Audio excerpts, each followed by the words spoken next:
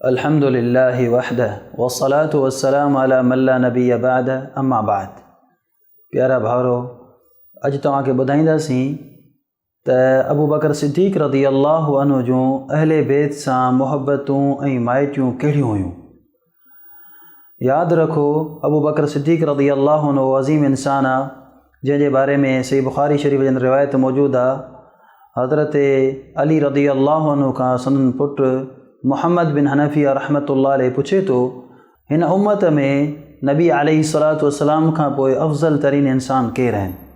जनाब अली रज़ियल्लाहु अन्हु चवनि था अबू बकर।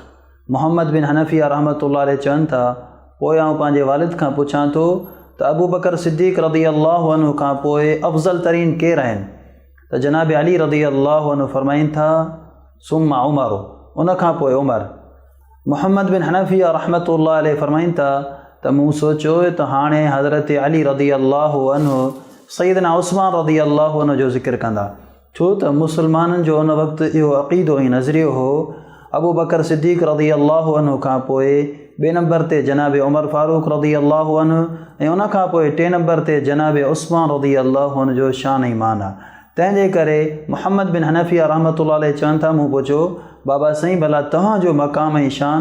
अली रज़ियल्लाहु अन्हु चवणु लॻा, मा अना इल्ला रजुलुम मिनल मुस्लिमीन, आऊं हिकु आम मुस्लमान आहियां। हिन रिवायत मां मालूम थियो त सैयदना अबू बकर सिद्दीक़ रज़ियल्लाहु अन्हु जो शान मान नबी अलैहिस्सलातु वस्सलाम खां पोइ हिन उम्मत में सभ खां आला ऐं अफ़ज़ल आहे। अल्लाह ताला खां दुआ आहे असांखे हक़ाइक़ सम्झण जी तौफ़ीक़ अता फ़रमाए। वस्सलामु अलैकुम वरहमतुल्लाहि वबरकातुहू। सब्सक्राइब करियो ऐं बेल आइकन ते क्लिक करियो त जीअं असांजी हर नई वीडियो जो नोटिफिकेशन मिले।